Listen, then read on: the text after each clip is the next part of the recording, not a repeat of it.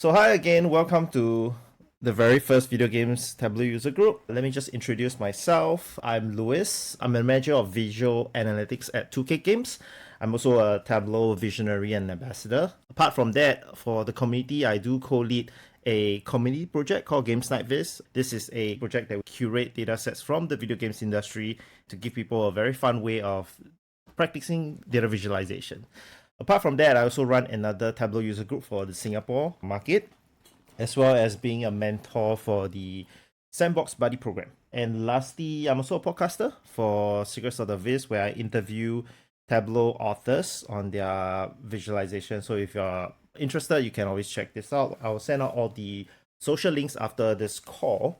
I think my co-lead Maha is currently facing some technical issues. Apparently there's a widespread internet downage in London, so he's unable to join. But let me just do a little quick intro on his behalf. So Maha is actually my Tableau counterpart in the Take-Two side of things. Take-Two is the parent company. 2K Games is one of the companies within Take-Two. He's coming in for the very first time to do a little bit more social with the community data fam. So he's helping me to lead these video games industry talk as well. He's been using Tableau for the past 13 years, so he has a lot of experience to share with everyone in the future call as well. So just a quick overview of what we're trying to do. This Tableau user group is focused on the video games industry, but it's mainly curated for anyone who is working in the industry or looking to get into it. So anything like your designers, your analysts, or data scientists, anyone is welcome. We're trying to facilitate a community that can learn and elevate one another while having fun, of course. This will be a virtual first. We're thinking about this in a bi-monthly fashion. And we do have a LinkedIn group over here, so we'll share some updates over there as well. Alrighty. So in terms of the cadence of this talk, our very first meetup in October, we'll have the next one in December, followed by a holiday break, and then we'll come back in February and April just before Tableau conference. Before we start, let me just see if I can do this again, because this is a very fun video.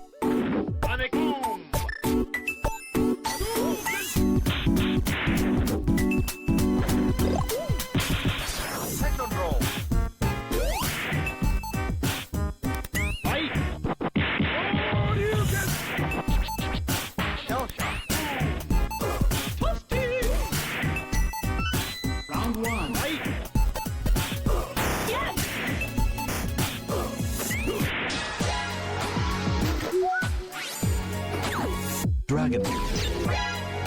Listen.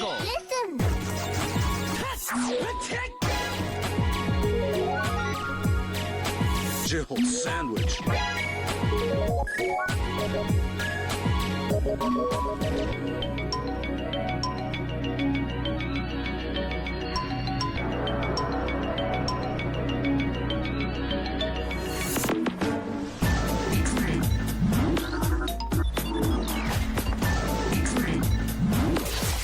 Do you copy?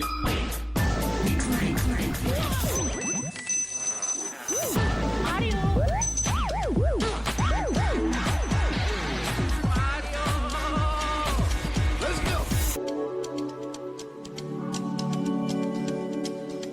Here to ask you a question. One more. Here to ask you a question. Easy. One more. Show me how it works. Mr. Drake.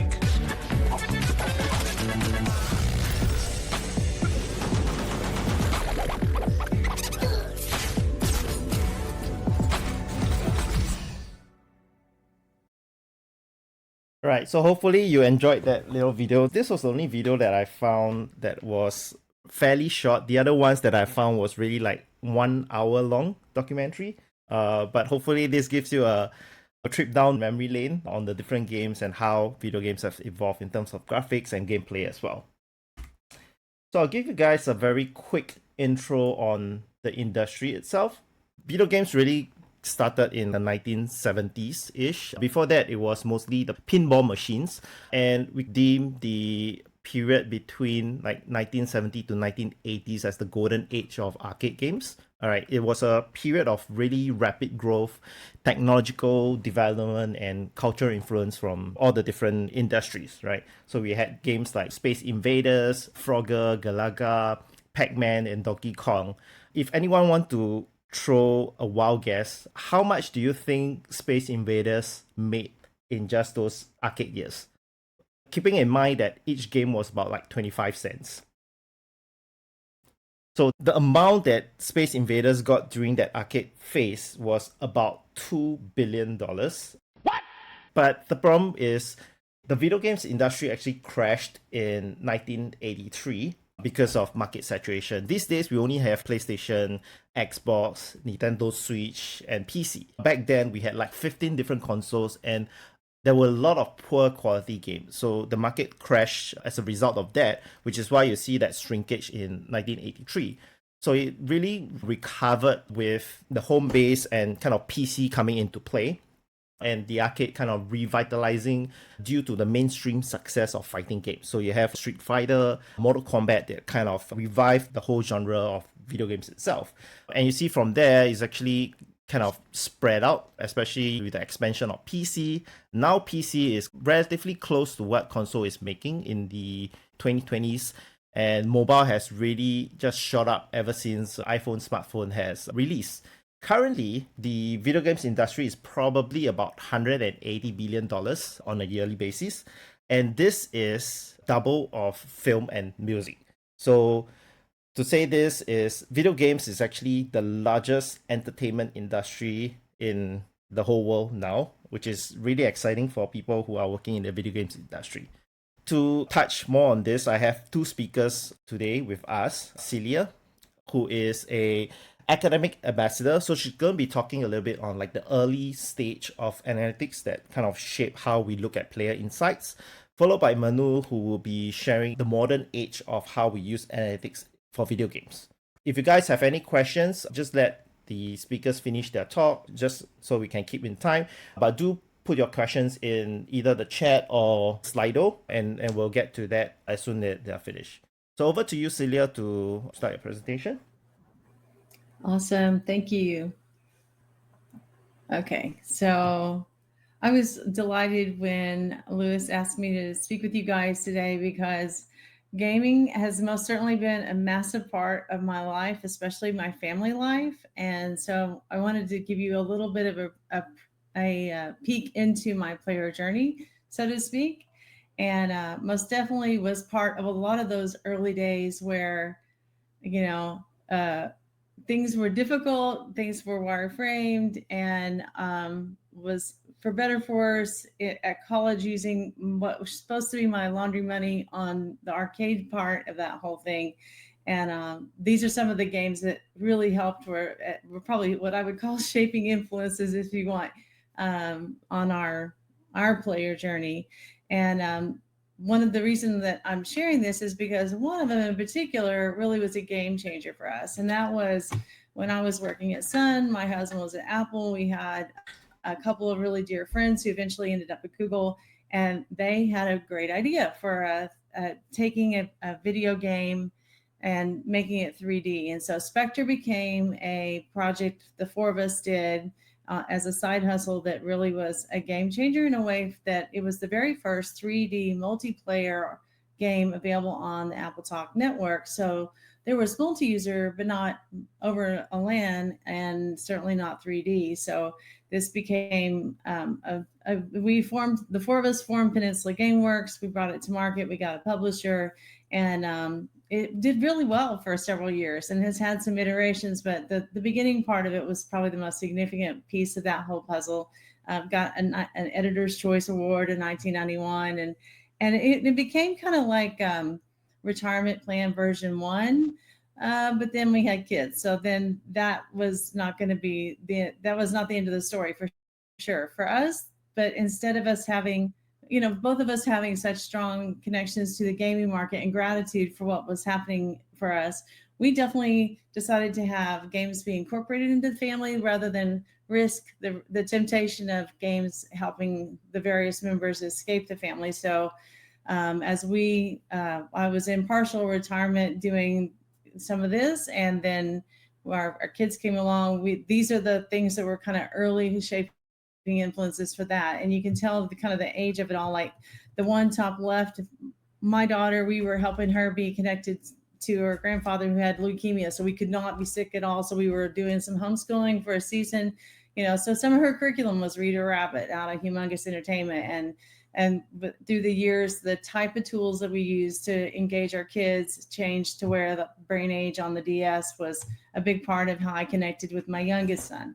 So that was like season 1.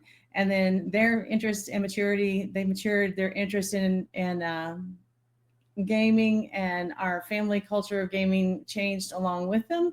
When they got to the ability to where they would, when we introduced Earth and Beyond, which is this marvelous exploration of galaxies and a lot of just visual beauty that was real novel for the time, but you had to read the prompts and you had to type. So we eventually were like, okay, you can play as long as you learn to type and you learn to read the prompts. And depending on which one of our kids we were talking about at the time, and that really, like, they were devoted to it. Then it was easy to get them to accelerate their skills in those regards. So, and that led them down into individual paths. So like for my oldest, she ended up being a healer inside the WoW environment, and now she's a nurse. And the youngest spent tons of time on Minecraft being creative and building, and now he's a web developer. And my middle child was a musician all the way through. Burnout Paradise, I can still hear the songs playing in my head in our living room for a long time. And so that was, and for Thanksgiving when Ratchet and Clank, I saw that on your video, Lewis, when Ratchet and Clank or Jack and Daxter would have a new release, we would dedicate, a sit-in over Thanksgiving where we would, crank through the whole entire pathways that were available. So that was like season 2 for us with the kids and their gaming. And then as they matured, some of their hobbies got, it gets a little more expensive. The things they were interested in get more expensive, and college was upon us. So whatever we had planned for retirement and, that royalties off of whatever was simply not enough. So then we fortunately ended up back into data and gaming, and that I have some things to share from that season of our life. So, and the things I'm going to share are not under non-disclosure anymore. They're actually very old, but they were used. This was a kind of an early adoption of Tableau. And the first one I'm going to show you is a player leveling map that was using the Pages shelf. And so let me just pause for a second. The caveat here is like, I have gone on to helping people jump into data, and I've taught about 7,000 people who are interested in being in data some way or shape. They were either data adjacent or in an industry they were just not being satisfied for. And a lot of the things that I encountered with Tableau, either my work, from my husband's work, really shaped how I helped those folks get to market and the role that Tableau played in that. So the Pages shelf was something that I early fell in love with, because this was Star Wars Old Republic, and it was coming to market at a time when the macroeconomics were just in the middle of, as it came to market, the macroeconomics of pay to play versus free to play and all the components of that was making a big change, right? So Star Wars Old Republic was very novel. I don't know if any of you ever heard of it or know of it, but it was so novel because the guys had invested a lot of money into those, not just having an NPC with you, but having voiceover actors and a high quality interactivity with your companion who then could quest with you. And so the problem was they had these different character classes, and as we figured out as we went to market or went to from alpha into beta, that not all of them were being satisfied. They weren't satisfying in a way where people were sticking with them. So to communicate with the lead designer, because there was lots of information, conversations happening, but the lead designer finally became more convinced about the lack of satisfaction when they were able to show it to him using this exact worksheet dashboard, with being able to select the individual ones to see how long is it taking, how many hours are they investing, and what level are they getting to in the game, and to contrast them as they move through. The data behind this is from early alpha all the way through beta, and they found out that they had lack of stickiness with the certain class or two, and the model behind the game was meant to be that you played multiple tracks and you were very satisfied with them all. But if you found a class like this one where they were kind of like dropping off midstream, that of course was not going to work, and that was not gonna. But somehow or another, this particular portrayal of the information was what moved the lead designer to make a new choice. They came together over it. Let's go with that. And then this was such a kind of like a full family affair for us that even during early alpha, one of my youngest was in my husband's office, and he found a boundary glitch and was able to access a dev plane that gave him one-shot kills. And the exec that was running the in-house alpha that day came running through the building looking for who is it that has, they found a bug. So anyway, so you just never know, right? The conversation about the Tableau and the intersection with consumer analytics took us to wargaming next. And then, but they had done this also, I'm sure probably everyone does, but the player journeys being mapped out against beautiful backgrounds, and it was just a powerful way to communicate. And especially as they were doing betas and alphas and testing the behavior of players and seeing where are they getting stuck, do we have bugs that are causing us to drop out at certain places, and then that balance between reward and adventure. And so a lot of player maps were being used to evaluate that at BioWare, and then also at Wargaming. This is one that actually caused us to inform academic curriculum that we used for a while. Then this was early in Twitter sharing resources, right? So you could actually get a feed from them. And so let me set a little bit more context. Bringing the World of Tanks product to the Xbox 360 was a big deal. The president and CEO of the company, they two brothers, and they very much, the one that was the lead, very much liked to have that real-time information, which was in this time frame was kind of lacking. So to be able to get a feed from Twitter, have it show up in a dashboard with where people were dialing in as they were making, just as they made those sort of announcements about product releases, and then immediately following to gather up that data and have it show on a map, show live, give a word cloud with the hashtags and some of that real-time feedback was very powerful and very confirming to the leadership at the time. And then we took this sort of thing and took it into General Assembly for one of the advanced Tableau lessons we had there, because for people to be able to do location data and content and parsing the words and start early into that, being able to take the text and approach sentiment analysis, right? That's what so much is aimed at these days with data science models. But anyway, this was a really impactful part of that journey for us in our player journey. And so, in conclusion, I would just encourage you to choose your adventure wisely. Gaming can be a part of the family in a way that can be powerful, and certainly was that way for us. And just want to thank you for letting me share a little bit of my history and experience with games, because it was a game changer for us, for sure. All right, Lewis, back to you, my friend. Thank you, Celia. I think that is really impressive and really insightful, just to see how analytics have been used and how it's evolved over the years. I think when page shelves were, or rather before animations were a thing, like pixels was the only way we could actually do animations within Tableau itself. And you raised the point about having that geographical representation of the data and where the tweets are coming in from. I think that is really powerful because as you are kind of monitoring the impact of the game's launch in a certain region, those insights can really quickly help you to understand where are the gaps and where we are strong and weak and stuff like that. Before we pass over to Manu, is there any questions from the crowd? Or like Celia's favorite video game of all time?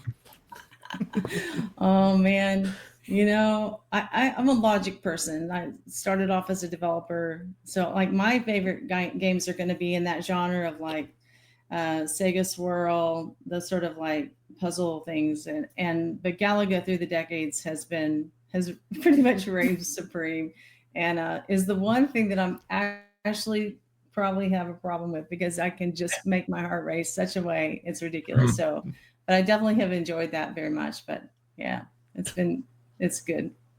That's really cool. Thank you again, Celia, for sharing your expertise, experience in this video games industry. And like you said, the video games industry is really fun. So anyone who's looking into coming into this industry, there's a lots of data here. So come join us. All right. So if there's no questions from the crowd, let me just pass over to Manu to do his presentation on the modern age of data analytics in video games. Yeah, I think we're good with the screen after trying before the call. So yeah, my presentation is not as entertaining probably as the one from Celia. Just to give some background, I joined Newzoo 1 year ago. I'm in charge of market intelligence over there, and before that, I worked 9 years for Electronic Arts in various publishing roles. So I played, of course, but I work on games like Apex Legends, all the Battlefield titles, the BioWare games, and It Takes Two also, this type of games. So what I'm going to talk today and show you, first of all, we're going to look at our market outlook and some demographic information about the video game industry. And then after that, I have one special topic that I've selected. It's basically analyzing the release window of games. So insights about launch, when is the best time of the year to release a game, what's the ideal duration of your early access period if you have an early access, and these kind of things. So yeah, let's go. Market outlook. First of all, we always like to look at the population of players. So in total, we expect that in 2025, we will have 3.6 billion players. We expect to have about 3 billion players on mobile, 936 million on PC, and 645 million on console. So that's 26% on PC, that's about 18% on console, and 80-something% on mobile. You can see the growth in the past few years where mobile has grown faster than PC and console. And we expect that in the coming years, the PC population will grow a bit faster than console, thanks to the renewed interest in PC gaming that we've seen through the generation of younger players. I think there's been a very interesting business case in recent years to see the alpha generation. Basically, PC is becoming cool again, while the consoles are more mature. They are mature markets, and they are also most popular in the most mature market when it comes to the audience. We don't see a lot of console picking up in emerging regions like, video game emerging regions like South America, MENA, or East Asia. One thing I also like to highlight to kind of help understand the growth rate of the industry and why we feel like we kind of plateauing right now. It's just basically just looking at the population age between it's 2000 and 2025. So what's basically happening is in the year 2000, only so many age band were actually exposed or likely to play video games. When I was young, when I was a teenager, my parents were not playing video games. My grandparents were certainly not playing video games. But today, almost all age band are somehow playing video games. My parents they might be playing Candy Crush or Scrabble or games like that. My kids, they started as early as they could. So the rate is that mechanically there's not so much extra age band to conquer with video games. It's there. So the population of gamers can only increase so much from now on. The only increase is coming by, for example, more players having access to video games, but not really that more older player will get access to video games. It's basically a replacement of one for one. And one thing I also like to highlight when I talk about this slide, so there are basically two things. One thing is we have what I call the rise of elderly gamers. So we have older gamers playing, and these people, they have time. Some of them are retired. They hopefully have some budget. They are very valuable players. And I don't feel like the industry right now is addressing this player as much as it could. And these players also have, they started playing video games probably 20, 30, 40 years ago. There is an immense nostalgia effect in there.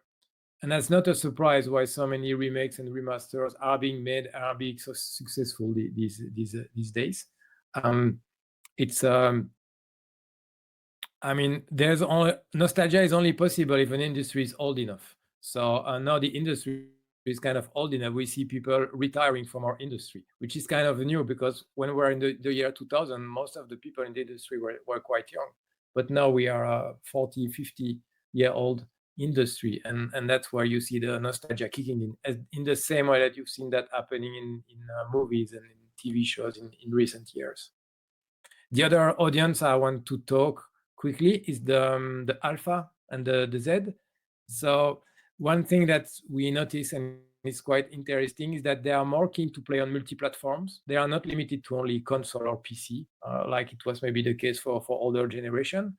And also they are multi-screen players.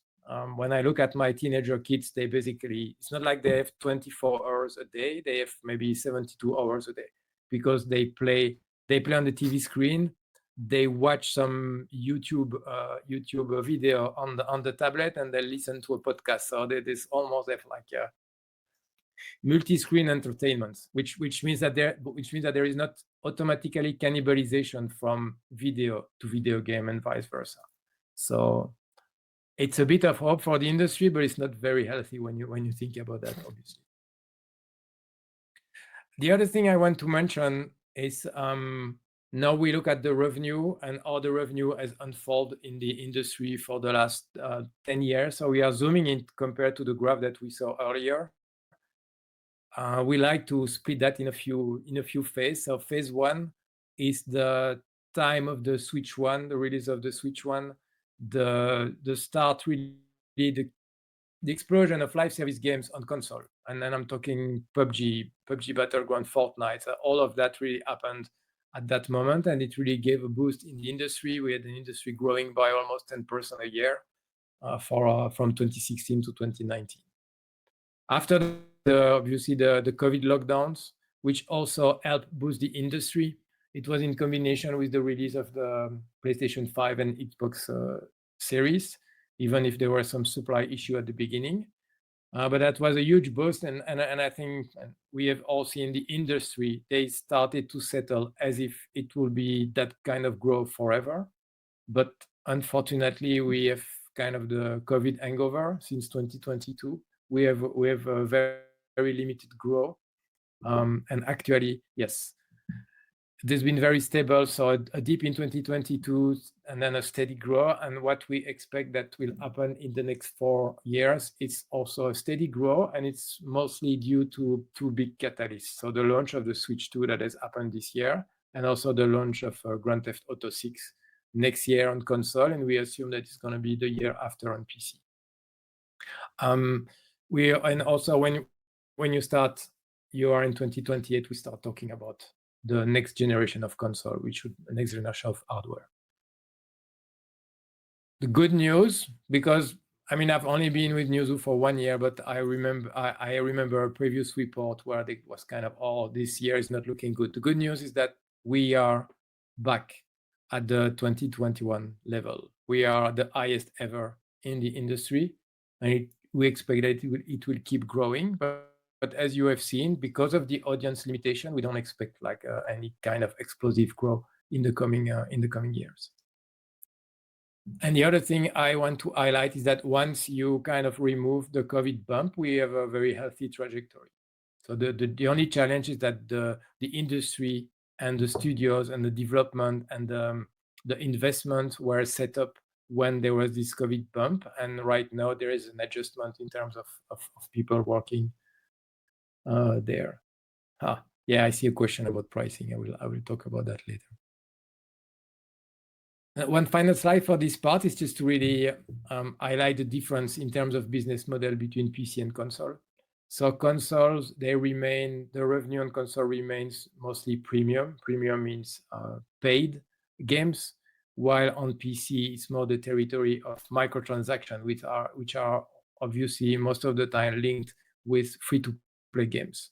It's the case in Western world. It's also even more the case in Asia. There is a bit of subscription on console. It's in here the pink is not only the Game Pass, but it's also the PlayStation Plus and some in-game subscription like Fortnite Crew, and then a bit of downloadable content. Downloadable content is more like the episode from a single player game. It's not like the recurring revenue that you make out of microtransaction. So a big difference between PC and console. But when you look at the size of the market, they are both very similar, 45 billion on one side, 40 billion on the other side. And then if you add mobile is basically the sum of the two, and you end up to 180 billion. So quick takeaway, global growth remains steady, but slower than in the pandemic era. We don't expect any magic growth happening in the coming years. We are running out of new age brackets to convert, but it also means that some of them are being underserved right now. I remember we had the discussion a few years ago about women also, or girls that were not represented when it comes to portfolio of games. And that I think has been a bit more addressed, but I think there is still opportunity for the older audience. Regional dynamics are shifting eastward. Western world, the US, all Europe, these are very mature markets on basically every level. The growth is coming from other regions, but at the same time, the players that are coming from this new region have a lower average revenue per spender, or have a lower spender rate. So it's not compensating, I would say, the slow or the flat curve in the mature market. And then we often have a question: is it now a console rebound, or something is really happening? And basically, just mechanically, it's based on hardware, new generation. Console is very step grow, while PC is more steady.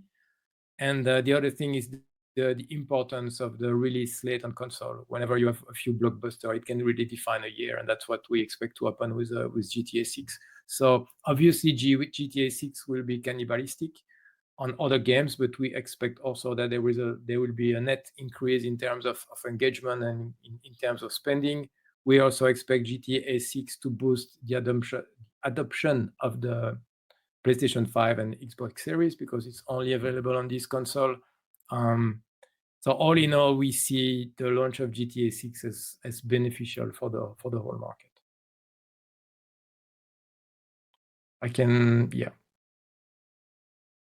The growth driven by the price increase, like Nintendo charging $80. Right now, we don't have proof that many other will go to the $80 increase, and then Nintendo is only so much of the market. So I think Nintendo is an interesting story. When you look at the sales of the Switch 2, yes, it started very strongly. I personally am waiting to see what will happen this holiday season and in the coming years.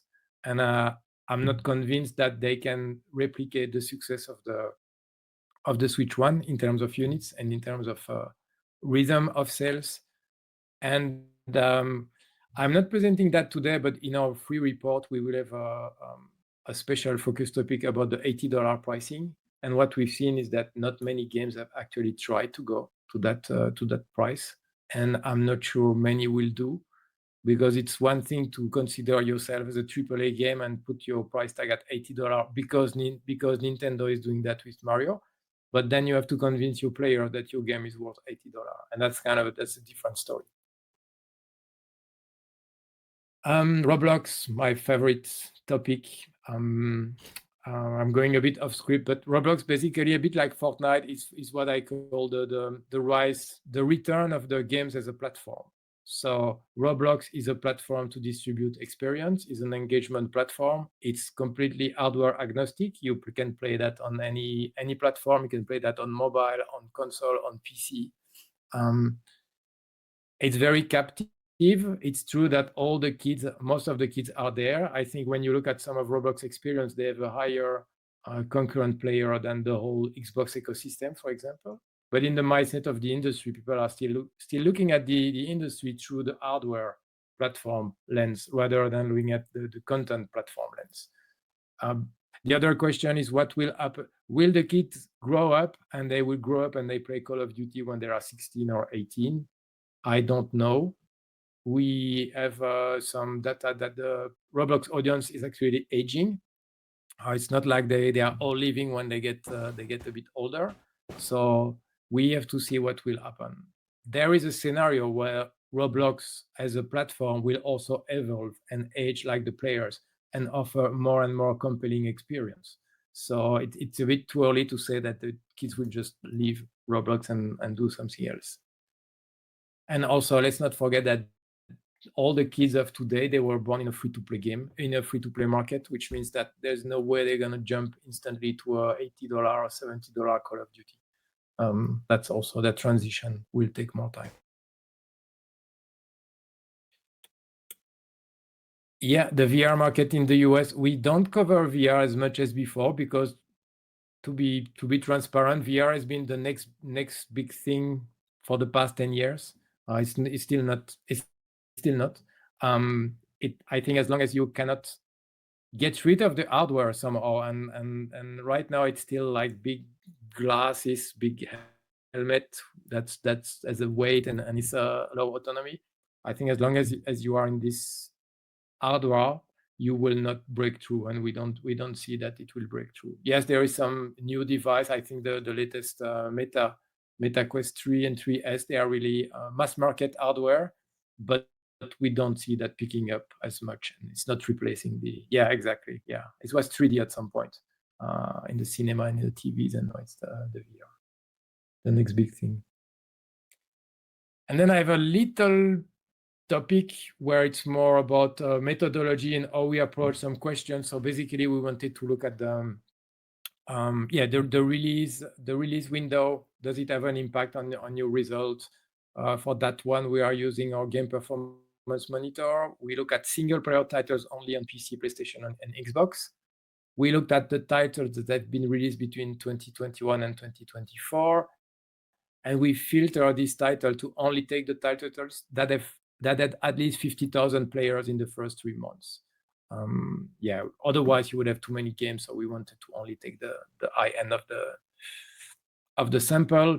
We've also split between indie, AA, and AAA. We have used the MSRP to define what is an indie, what is a AA or AAA. And everyone has a definition of AA, AAA. It can be based on the budget. It can be based on the number of people working on the game. We're just using that as one way to kind of sort the games. And we've excluded the multiplayer games, and also we've excluded the games that have been released within the Game Pass in the first 3 months, because for companies like us, Game Pass is really challenging our data and our insights, because you can't really tell if a game is being played on Game Pass or if the game is being purchased. So that's kind of a challenge, because it brings massive engagement, but we are not sure what revenue is actually generating. All right, first, if we look at the number of releases, so the bottom line, the number of release by month of release, looking at the AAA games, you can see that there is a concentration of games being released first between February and May, and then between August and November. I don't have all the notes here, but basically you can see that some games are really causing high bars. You see Hogwarts Legacy, Elden Ring, they make up 55% of the February average, for example, and then Baldur's Gate 3 also make up half of August total. And in terms of performance, actually, the games that, on average, the games that are being released between February and May, they perform better than the ones that are released between August and November. If you then remove the outliers that we've just mentioned, this is still valid. So it's not just like a few games are causing the difference to the uplift to happen in February to May. It's really just what we see right now. And I think that tells us a few things. Is there's always been this thinking in the industry, and probably it comes back from the retail era when games were sold in boxes in supermarkets and not online. You have to be present at the holiday season. But the challenge with that is that you compete not only with other games, but you're also competing with other items that wants to promote during this period. So for the wallet of people, you're in competition with other type of entertainment, other type of object, and also when it comes to communication and marketing budget, you're also competing with everyone else that's trying to sell products during that time of the year. While at the same time, the window of February to May seems to be more from a cost perspective. It would be better to promote your games and release your game at that moment. On PC, I would say you see again the massive impact of Baldur's Gate 3 in August. That's just, this game was so massive on PC. Other than that, also the impact of Elden Ring and Hogwarts Legacy. So the AAA slate still has a significant impact on the trend that you can identify. The other interesting on PC is that you see the green bars are almost equal to the blue bars, which shows that many AA games can gather a lot of players also, as much as AAA games on PC. On PlayStation, the story is really quite different. And I think what's interesting with the PlayStation is that you see that they are very successful at releasing AAA games on the window in Q2, basically. They had successes in April, May, June. But all in all, you see how much, as I mentioned before, how much the AAA game, really the premium games are more successful on PlayStation, and they are really instant blockbusters, most of them, and they are spread across the year. But I think really the learning is that they have not released a lot of AAA games in Q2 on PlayStation, but many of them have been very successful. On Xbox, again, it's a bit more difficult to judge the Xbox because now all of the Microsoft exclusive games or Microsoft published games are on Game Pass day one, so they would not appear in this graph. And let's be honest, there have not been many big blockbusters from Microsoft in recent years. I still remember Halo Infinite, but since then I think it's been most of them have been multi-platform, and then you have the Forza games and things like that are never like super big blockbusters. But you can see also that there is an opportunity to release games between February and May, but the ones you see there are the ones that are multi-platform also. So it's really not really dependent on Microsoft and Xbox. Final slide I have today is we have looked at the early access window. So early access is basically, you see on the graph is the number of months between you start your early access and then you launch the V1 of your game. What we can see is that there is a sweet spot between 4 or 9 months, because that's when you can expect a maximum number of players at the release of your V1. So the size of the bars are the number of players in the first 3 months of V1. Then it kind of dives down very quickly until you reach the 2-year mark, and the 2-year mark is only influenced by V Rising and Ready or Not, which stayed a very long time in early access. So the idea, I think, here, and the lesson learned for us is that if you go on early access, you need to have a plan. You need to have your full release in sight, and you cannot. You can, but that's not optimal to release some kind of version of your game that you will keep building up with time, because then it's very less likely that you will make a splash at the moment you actually release the V1 of your game.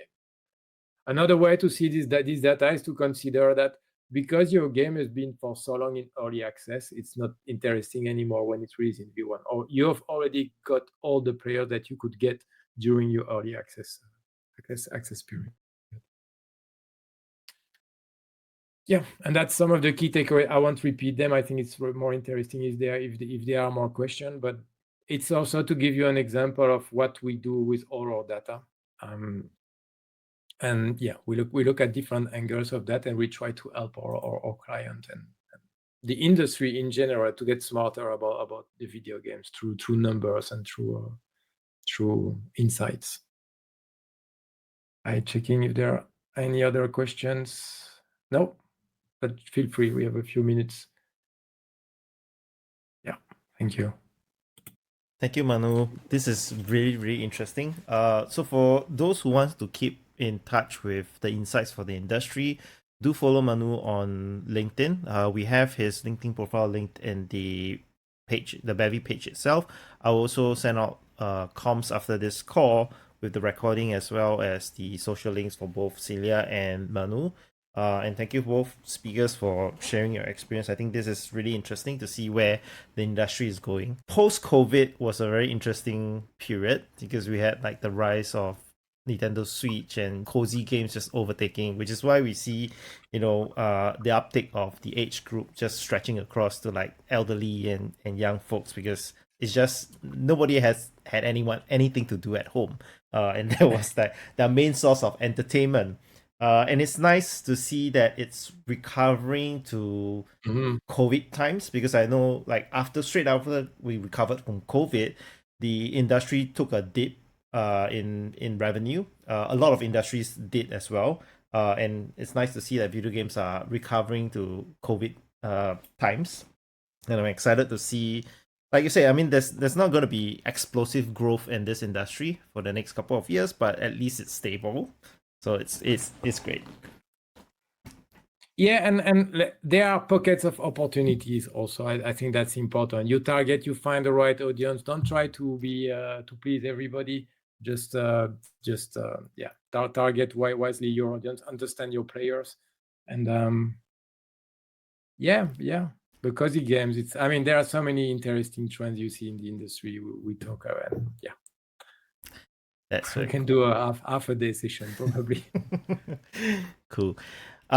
So I have 5 minutes left. I'm just going to do some housekeeping because there were a lot of terms that Manu and Celia was using that is very relevant to our industry, just so everyone has the same idea of how this industry is growing. So generally for the business, we have two different types of monetization, right? We have the one-time purchase, which is very traditional through digital or physical distribution. This is your storefront. You go to a mart to buy your games, or you order it through online, stuff like that. There's also the other spectrum which has come into really popular terms over the past decades, which is dealing with recurring purchases. Recurring purchases has a lot of different ways of going on it. The most common one is the free-to-play, which is what we call the freemium.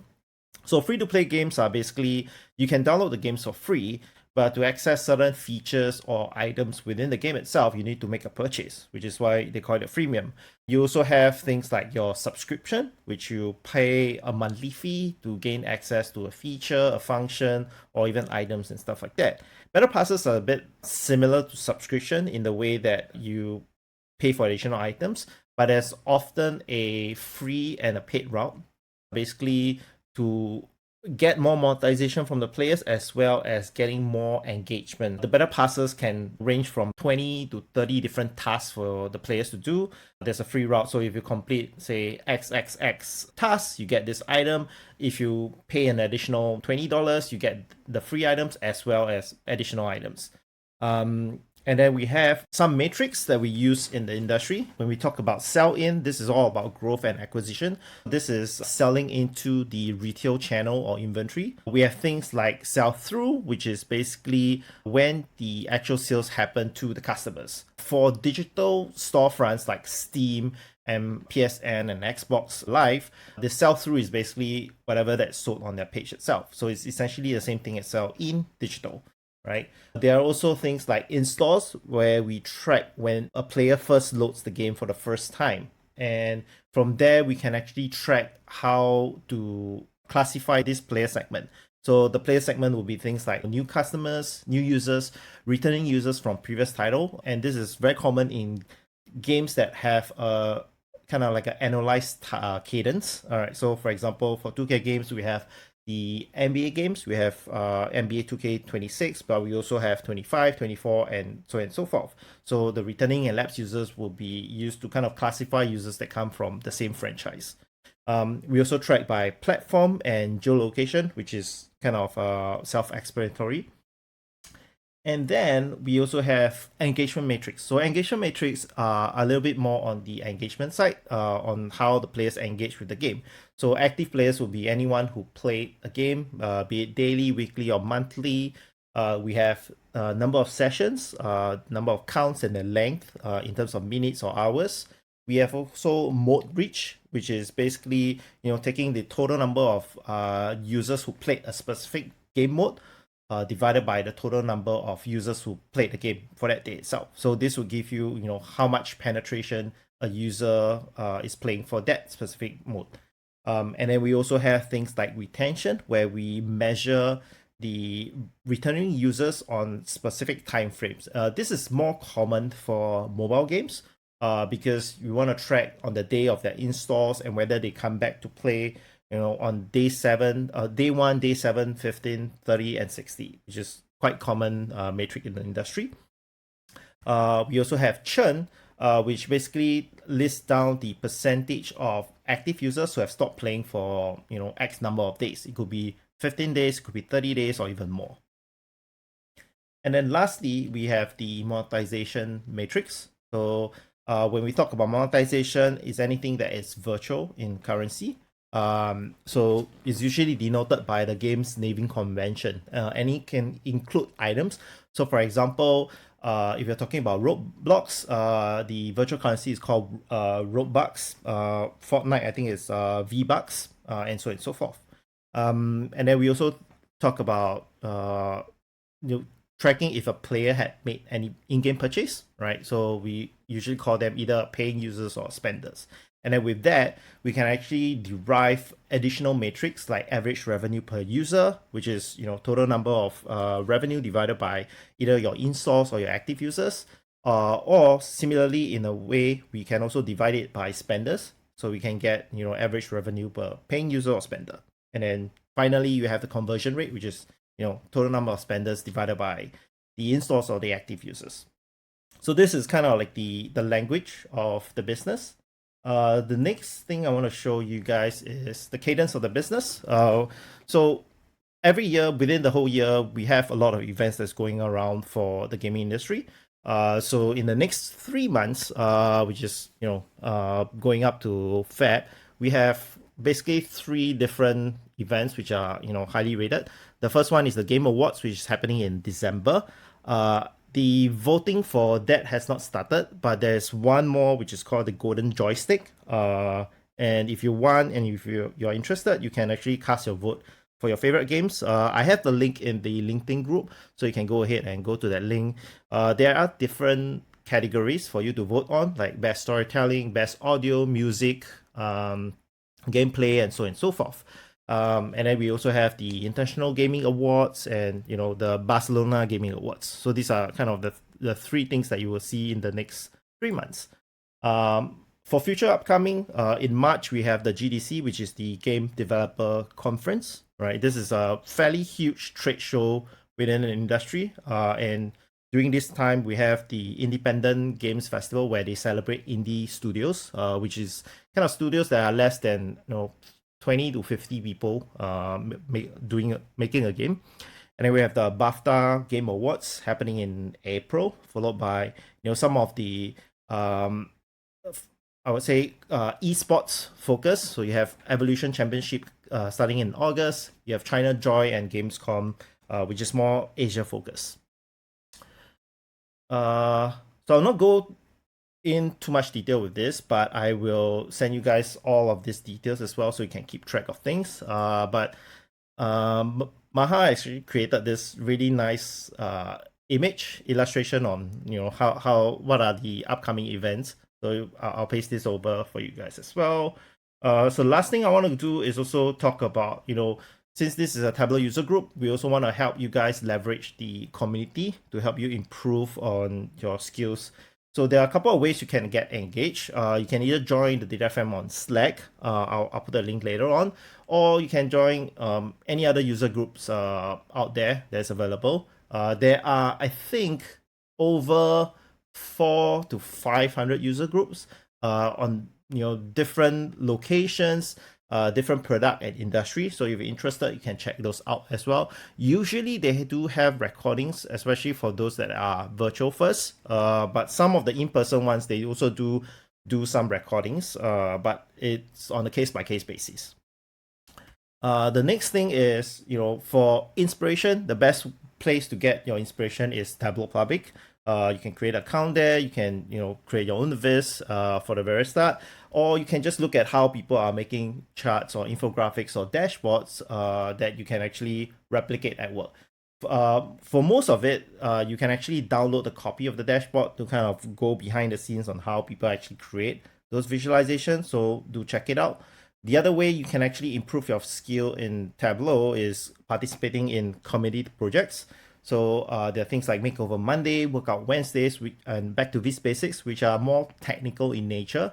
So it'll teach you a very specific skill set on how to create a line chart, how do you do level of detail calculation, how to do certain filters, set controls, and so on and so forth. So if you need more pointers on this, feel free to reach out to me on LinkedIn. I'll point you in the right direction. And speaking of community projects, of course, I'll never miss a moment to kind of pitch the Games Night Viz, because this is the video games Tableau user group. So the Games Night Viz started in 2021 and it's run by me, Will, and Ann Pulley. So basically what we do is that we curate data sets across the web. We scrape from certain places, or we just get from Kaggle and so on and so forth. And we do have a huge list of data repository. So I think there was a question earlier on how do you get the idea on analyzing various types of games. You can check out this community project. It has tons of different games data sets that you can actually get started off. If there's nothing there that you can find interesting, reach out to us. I will point you in the right direction. All right.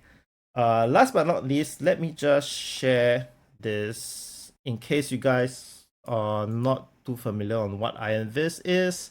Hi everyone, I'm Larissa Amoroso, Head of Tableau Community at Salesforce, and this is DataFam Explained, a series where we will teach you all about the Tableau community, also known as the DataFam, a group of data enthusiasts within the Salesforce ecosystem. Today, I'm here to talk about the world's largest data visualization competition. That's right, I'm talking about IronViz. IronViz started as a Tableau conference breakout session in 2011 with just 300 people in attendance. And now it is a highly anticipated annual event at Tableau Conference. We're talking thousands of data fans cheering on 3 Vizzers as they race the clock to build a Tableau dashboard in 20 minutes or less using the same data set. It is truly the ultimate data showdown. These 3 finalists are selected from a global qualifier competition with hundreds of entries. Here's how it works.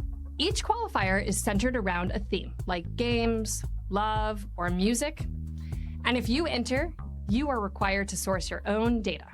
Visualizations submitted during the qualifier round are judged by an impressive group of community leaders who score the Vizzes based on 3 criteria: design, analysis, and storytelling. The 3 top scoring visualizations move on to the championship, which takes place live on stage at Tableau Conference. The championship data sets have covered a range of topics from weather to education to food-focused themes. And let me tell you, the data sets are complex and each finalist ends up with their own unique story and analysis. Luckily, the finalists have a trusted supervisor to give them advice, feedback, and support every step of the way. The visualizations are judged by a world-class panel on the same 3 criteria mentioned earlier: design, analysis, and storytelling. And what's at stake, you may ask? Anyone who enters Iron Viz gets the chance to build their Tableau public portfolio, learn something new, get inspired, and take their data skills to the next level. It's a win-win if you ask me. The 3 contenders that make it to the Iron Viz finals earn the bragging rights that come with qualifying for the world's largest data visualization competition. No big deal. They also compete for hefty cash prizes and the opportunity to donate to a nonprofit of their choice. It's truly something you have to witness to understand. But you are in luck. Check out previous competitions all on our YouTube channel.